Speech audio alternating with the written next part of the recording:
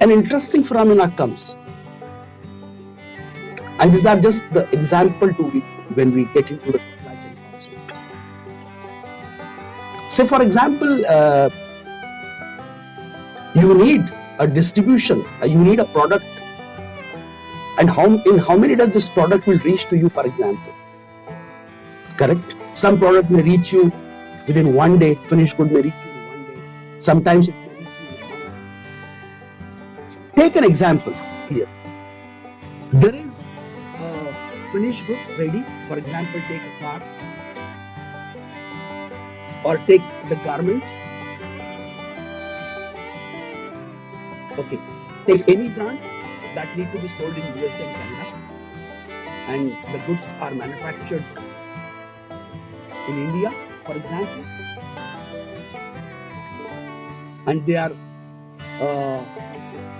how they move up to USA. So they are packed once the garments are ready to sell. The garments are packed, for example, in a factory in India.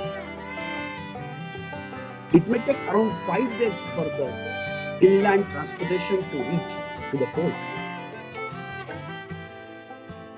And from there, to the sea transport, it takes 30 days to reach the port in USA. And from there, with custom clearance and everything, then there will be an inland transportation which will take another 3 days, which you can see serial number 5.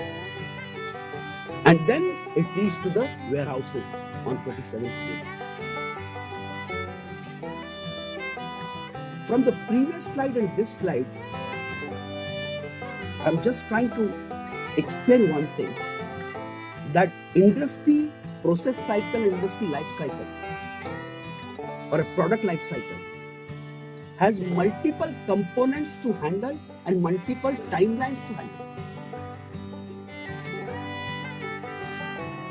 If manufacturer manufactures the product and product is ready, it is not shipped in time. So what will happen?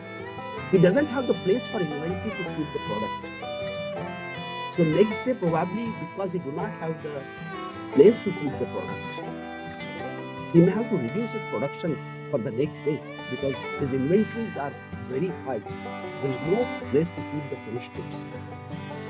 So somebody has to look into this aspect that look, we have to, as soon as products is made ready, we have to lift the product and we have to put it on wheels so that the inventory place in the factory is reduced and the factory keep producing at the same place.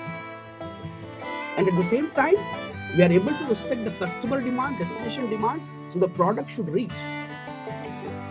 If there are winter clothing, they must reach 2 or 3 months in advance to the stores in USA. So they have to think that the product has to start in that advanced cycle so that it reaches at least 2 months in advance. So it should be available on the store shelf by that time. So the product life cycle is very simple, but it has a multiple angles. Raw material procurement, it should be done in time. Logistics, transportation, and many more to come. Correct? But these are just the example that how a process and products is moving in the industry.